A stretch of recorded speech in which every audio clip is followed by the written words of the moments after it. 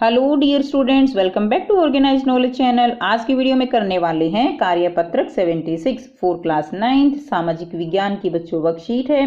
शिक्षा निदेशालय की ओर से 23 जनवरी 2021 के लिए शेड्यूल्ड है। पाठ 2 भारत का भौतिक स्वरूप, इसकी पुनरावृत्ति करेंगे। और वर्कशीट शुरू करने से पहले आप चैनल को सब्सक्राइब कर दीजिए और बेल आइकन भी प्रेस कर लीजिए ताकि आप बच्चों को हर वीडियो की नोटिफिकेशन मिलती रहे। स्टार्ट करते हैं। फर्स्ट क्वेश्चन क्या है, दोआब क्या है। तो देखिए आपको यहाँ पर टोटल 10 क्वेश्चन दिए गए हैं और जो 10th क्वेश्चन है आपका वो अनुच्छेद दिया गया है, जिसमें से आपको जो प्रश्न दिए गए हैं उनके उत्तर आपको करने हैं। तो हम सारे क्वेश्चंस को जो है स्टडी करेंगे। तो आइए बेटा करते हैं इनके आंसर। फर्स्ट क्वेश्चन है दोआब क्या है। तो देखिए दोआब का अर्थ क्या है, दो, तथा आब का अर्थ क्या है, आब का अर्थ है जल। अर्थात दो नदियों के बीच के भूभाग को हम क्या कहते हैं, दो नदियों के बीच के भूभाग को हम दोआब कहते हैं। दो नदी है, उनके बीच का भूभाग जो होगा उसको हम क्या कहेंगे, दोआब कहेंगे। क्वेश्चन नंबर 2, कौन सा महाद्वीप गोंडवाना लैंड का हिस्सा नहीं था। तो देखिए ऑप्शन दिए गए हैं, उत्तर अमेरिका, अफ्रीका, ऑस्ट्रेलिया और एशिया। तो कौन सा महाद्वीप जो है गोंडवाना लैंड का हिस्सा नहीं था, तो आंसर क्या होगा, उत्तर अमेरिका। नेक्स्ट क्वेश्चन नंबर 3, कौन सी नदी भारतीय मरुस्थल की सबसे लंबी नदी है। तो कौन सी नदी भारतीय मरुस्थल की सबसे लंबी नदी है, लूनी नदी जो है भारतीय मरुस्थल की सबसे लंबी नदी है सही या गलत बताइए। कवरत्ती लक्षद्वीप का प्रशासनिक मुख्यालय है। तो आंसर क्या रहेगा, आंसर जो है इसका सही होगा कि जो कवरत्ती है वो लक्षद्वीप का प्रशासनिक मुख्यालय है। क्वेश्चन नंबर 5 देखिए, उत्तरी सरकार क्या है। देखिए उत्तरी सरकार क्या है, पूर्वी तटीय मैदान के उत्तरी भाग को उत्तरी सरकार कहते हैं। पूर्वी तटीय मैदान के उत्तरी भाग को क्या कहेंगे, उत्तरी सरकार कहते हैं। नेक्स्ट क्वेश्चन है क्वेश्चन नंबर 6, सहायक नदी और जल वितरिका में क्या अंतर है। सहायक नदी उस नदी को कहते हैं जो किसी सागर में या झील में गिरने की बजाय किसी दूसरी नदी में मिल जाती है, जैसे यमुना नदी गंगा नदी की सहायक नदी है। नेक्स्ट देखिए जल वितरिका। जल वितरिका जो नदी होती है वो सहायक नदी के विपरीत होती है।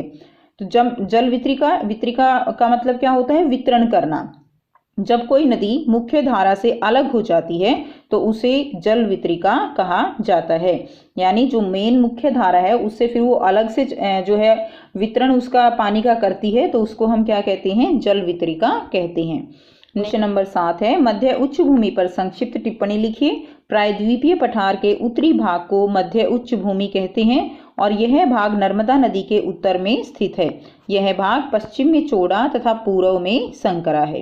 नेक्स्ट करेंगे क्वेश्चन नंबर 8, भारत में उत्तरी मैदान का वर्णन कीजिए। तो उत्तरी भारत का मैदान हिमालय के दक्षिण में स्थित है। इस मैदान का निर्माण सिंधु, गंगा, ब्रह्मपुत्र और उनकी सहायक नदियों द्वारा किया गया है। इस मैदान को सिंधु, गंगा तथा ब्रह्मपुत्र का मैदान भी कहते हैं और यह जलोढ़ मिट्टी से बना अत्यधिक उपजाऊ मैदान है। ये हो गया भारत में उत्तरी मैदान का वर्णन, जो आप यहाँ से याद कर लेंगे। नेक्स्ट देखिए क्वेश्चन नंबर 9 है, भारत का प्रत्येक क्षेत्र एक दूसरे को पूरक करता है और देश को प्राकृतिक संसाधनों में समृद्ध बनाता है। 5 उदाहरणों के साथ इस कथन को न्यायोचित ठहराइए। तो आप लिखेंगे आंसर। पहला है, भारत के उत्तर में हिमालय प्रदेश है और यहाँ से बहुत सारी नदियाँ निकलती हैं। सेकंड क्वेश्चन है, सेकंड पॉइंट होगा, उत्तरी भारत के विशाल मैदान का निर्माण हिमालय की नदियों द्वारा हुआ है जो बहुत ही उपजाऊ हैं।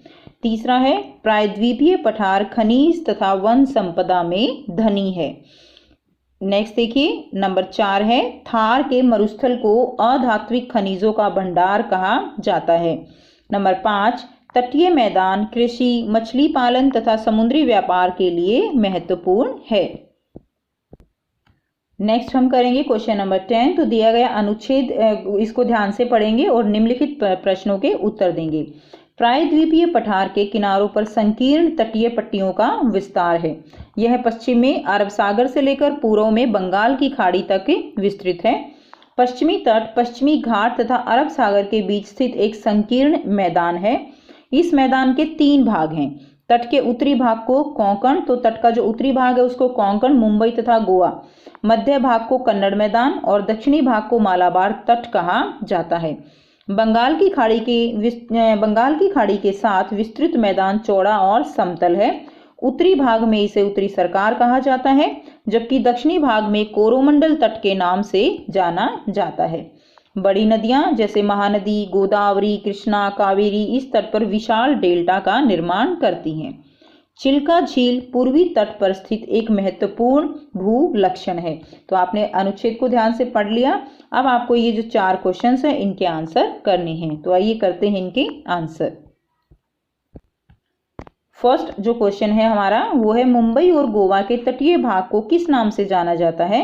तो मुंबई और गोवा के तटीय भाग को कोंकण तट के नाम से जाना जाता है। नंबर 2 देखेंगे, भारत के 2 समुद्री तटीय मैदानों के नाम लिखिए। तो भारत के 2 समुद्री तटीय मैदान कौन से हैं? एक पश्चिमी तटीय मैदान है और दूसरा जो है किस तरह से है, एक पश्चिमी तटीय है तो दूसरा पूर्वी तटीय मैदान है। नेक्स्ट देखिए, प्रश्न 3 है, कोई 2 नदियां जो डेल्टा बनाती हैं उनके नाम लिखिए। तो कोई 2 नदियां जो डेल्टा बनाती हैं, गोदावरी, महानदी हमने अभी पढ़ा था, कावेरी, तो ये नदियां जो है डेल्टा बनाती हैं। क्वेश्चन नंबर 4, समुद्र तटीय मैदानों का कोई एक आर्थिक लाभ लिखिए। तो समुद्र तटीय मैदानों का एक आर्थिक लाभ हमें लिखना है। समुद्र तटीय मैदान उपजाऊ जलोढ़ मिट्टी से बने हुए हैं जो कृषि के लिए अत्यधिक उपयुक्त हैं। तो जो ये मैदान है ये कौन सी मिट्टी से बने हैं? जलोढ़ मिट्टी से बने हैं और जो जलोढ़ मिट्टी है ये कृषि के लिए बहुत ही ज्यादा उपयुक्त होती है। तो ये हो गई आपकी आज की वर्कशीट। चैप्टर बेटा आप ऑलरेडी समझ चुके हो, आपको ये क्वेश्चंस करने में कोई परेशानी नहीं आएगी। फिर भी कोई डाउट हो तो आप कमेंट सेक्शन में कमेंट करके पूछ सकते हो। अगर वीडियो अच्छी लगी तो चैनल को सब्सक्राइब कर लीजिए, वीडियो को लाइक शेयर जरूर कर दीजिए, अपने फ्रेंड्स के साथ भी शेयर कीजिए। And thanks for watching students, have a nice day.